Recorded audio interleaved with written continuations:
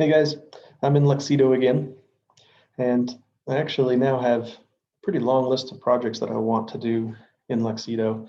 I want to do projects for all the major holidays, and then I've got some other ideas of things that I want.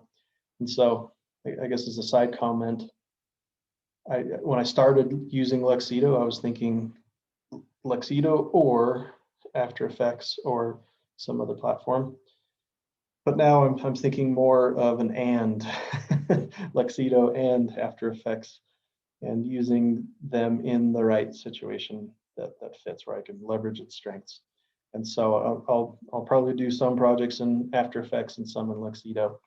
But the Luxedo ones, especially because I have such a long list there that I want to do, I'm starting to find areas where I can do shortcuts or find more efficient ways of cranking out these projects, or other third-party tools that can help me with that too. And so I thought I'd just share with you where I'm at right now in this journey, and some of the tips and ideas that I'm finding to help me more quickly develop cool projects to make it even easier for us. And one of the first things that I've started doing early was, when you create a project in Luxedo and you're creating masks for your house, if I wanted to have potentially any of these objects on my house as a mask. And so initially I had a whole bunch of masks that I created. And if I create a new project, I don't want to keep doing this. I don't want to have to repeat creating these masks over and over again. I just want to do it once and be done with it. And so I did all the masks and most of the layers that I'd want as a template. And then for new projects that I want to shoot from that angle of the house, I can just right click on it and copy it, and then paste it. And it's also nice and easy to rename the projects. Test for YouTube, something like that. And so using that template, I've got projects for a lot of holidays now that I'm working on. And it's made it easier for me. Made it easy for me to more quickly create the project with all the masks that I want. Now, the next thing that I was starting to get a little frustrated with, and I'll show you what I mean, is when I find a good tile for the background, then it sometimes gets cumbersome trying to copy and paste that over and over and over again so that it can fill up all the space on the wall. And it starts to clutter my workspace and gets kind of difficult to work with. So let me show you what I mean by that. If I grab, let's find a background. Got all my images from my son that's been playing around here too. So if I want a brick wall on here, let's throw that on the canvas. And if I were to put that on this inner wall mask right here, it's like, okay, that brick's pretty big. It's not really to scale, so I want to shrink that sucker down. And now I need to make some copies of it. So to copy it, I'm going to scroll down here to the inner wall background, and I'm going to copy, and I'm going to paste. And then I'm going to try to piece that together and make sure it lines up. And then I need to do it again for these corners. And by the time I do that over and over and over again for the entire facade of the house, it's difficult to line it up. And as I said, my workspace got really cluttered with all of these copies of the image. And so I started working more out of Canvas for prepping any of the images, especially the facades, before I actually go into it. Now, some of you might be thinking, okay, why can't Luxedo just do this for me? Why do I got to go to a third tool? Fair point. And I think we'll find that on a project where you are drifting towards wanting more flexibility, more features, then you're also drifting more towards something like After Effects. After Effects, yes, it can do all of it. But if we remember that Luxedo, that's not really what they're targeting. They're targeting something that's going to be quick and easy for someone to put something together. So I don't want to stray too far with third-party tools. There's a balance there. But there are a few that I'm using to make things easier in Luxedo. And then if it is a project that's more complex where I need more features and flexibility, then at some point I'm not going to be using third-party tools. I'm just going to go right into to Adobe Suite. Okay, so with that caveat, I can come into Canva and it makes it actually much easier to do these tiles. You can see that each of these is an individual tile, and I was able to line them up very quickly in here without too much stress and without too much effort. And within Canva, you can also group these. So now if I move this block, even though it was individual tiles, it all moves together, which is kind of nice. And then I can just export it and import it into Luxedo. So instead of 1, 2, 3, 4, 5, 6 times 2 is 12, instead of 12 tiles that are images in Luxedo for me to keep track of over here, I just have one image. And to even help even further, I was able to just take a snapshot of my house the way it was, and then I could layer these tiles right on top of that, so I knew exactly where I wanted them to go. And as you can tell on this one, I did not just the tiles and the rocks and bricks that I wanted, but some of the other little details that I was adding to it got included in that as well. And so I used the house as a way to line it up where I want it to be. And then I can just delete the background like that, make it transparent if I want to. And then I can, again, have just one image once I have it in Luxedo. So like that one looks like this. I'll pull it up here. So that'll finish rendering. All right, while that's thinking, I'll come back over here. As a side observation, Canva has a freemium offer, so that some of the features are free and then some of them you have to pay for. I do believe that the making it transparent when you download it, I think that's part of the premium model that you have to pay for. Two things that Canva can't do, and if you can think of another free or cheap tool that's easy to use, then feel free to put it in the comments so that we can contribute to the community. But a couple things this still cannot do. I can pivot this on 2 dimensions, but I can't pivot 3-dimensionally. And for a 3D effect on a house, that's still high on my wish list, because I want these angles to look real, the angles that we have here on the house. And maybe it doesn't have to pivot in 3D if you can even just skew it. If I could skew this rectangle to match the perspective, then that can even be enough to trick the brain to make it look like it's 3D. Okay, I got a problem here that it's not pulling up, but it's not a big deal. And actually, you can see it right here anyway. There you can see how it looks. So I did one image for this entire portion of the house.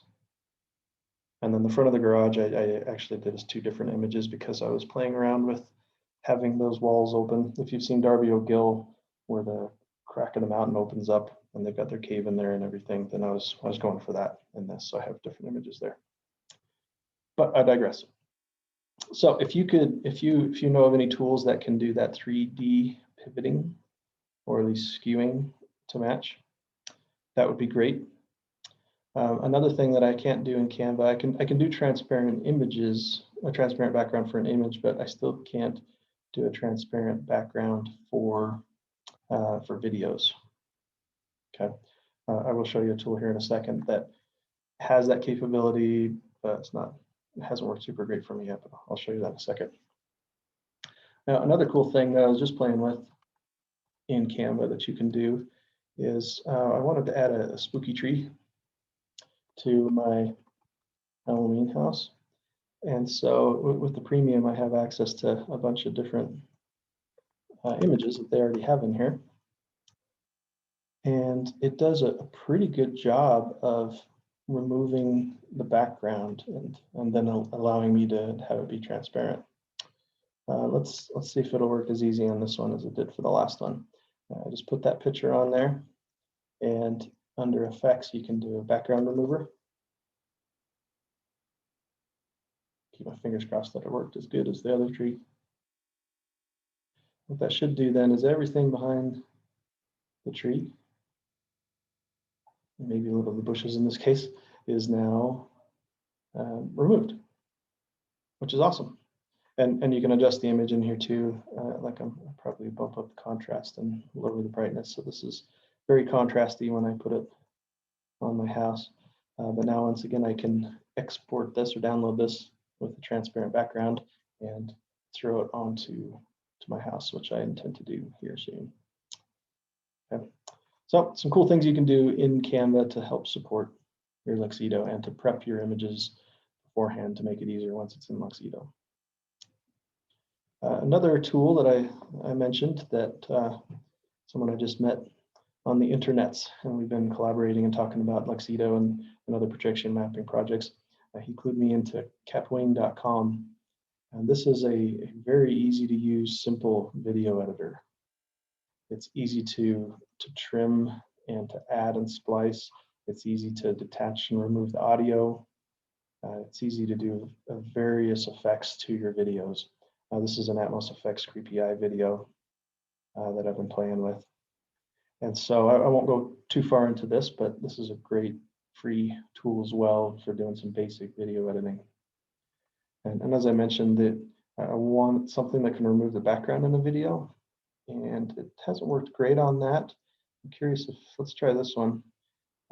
Since, I mean, the eyeball's a little simpler than some of the others that I was looking at. So let's see if I can get it to work here.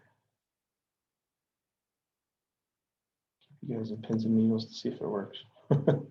Okay, yeah, this is what it was doing on the others. It does remove the background, but it's got this weird pixelated stuff. I know we can do it in After Effects, and that may be where I end up. But in my search to find cheap or free and easy solutions, then again, let me know in the comments if you know of a tool that can do this better. I can handle removing the background, because that's still a big want I want in my Luxedo projects. So that if I put something that's like a skeleton walking across the front of the house or something like that, I want it to be transparent. I don't want to have that black box following him or the weird pixelated cloud following him. Okay, and let's see, what other tips and tricks have I learned? I've also learned a little bit about render time and what leads to things taking a long time in rendering. Obviously, the length of the video is going to contribute to that. So you can be mindful of how long your project is. And given that it has a cool project scheduler where you can say exactly when you want a project to run, I might even start doing my long shows in separate projects. Like I might do one scene, something like this one, and then have a separate, completely different project for the next scene. And then in the scheduler, I'll just have them go back to back. I'm curious to see what the transition between the two looks like. I'm not entirely sure what that will be, but I think it's pretty seamless. Like maybe I add some lightning at the end or something like that, and then it goes into the next scene. And so maybe that would help a little bit with those long rendering times and just move these projects up into chunks and then handle it in the scheduler. Other things that contribute to long rendering time are how many layers you have. And so that was one thing with my templates, is I had a lot of layers because I wanted to have all the layers I might want. But what I'm finding is that many of those layers I don't actually need, and is probably increasing my render time. So I started removing some of those. Other things we can cover, I think that's about it. You can get creative with the masks. I don't know why this isn't working very good for me today. There we go. You can get creative with the masks in here too. Typically, we think of masks as being just for the windows and the doors and different elements on the house.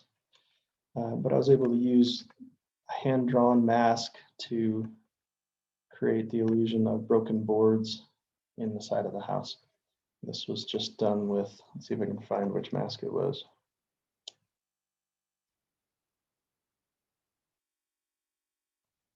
This one right here, I believe. Yeah, I think it was that one. And so I just hand drew this to try to match the wood grain and the planks. And it ended up looking pretty good when we put it on the house. It makes it look like it was the wood panels that were broken off. So think out of the box too with your mask. It doesn't have to be just the features of the house, but as you add you can add the features that you want, which is cool. I think that's it. As I come up with other things I'm learning, other tips and tricks, then I'll do other videos as long as there's still interest in it. And if you have any tips or tricks that can help people that are, again, I'm hoping to close that gap of experience and skill to be able to see if there's ways to get projection mapping into more people's hands and on more people's houses. So if you have any ideas like that, I'd love to hear them. I was thinking the other day how great it would be if every house on my cul-de-sac, we've got like 8 houses, I think, on our cul-de-sac. It'd be awesome if every single one of them was projection mapping. So any tips or tricks, any ideas that you have that can make it more accessible, then let me know. And in the meantime, happy projection mapping.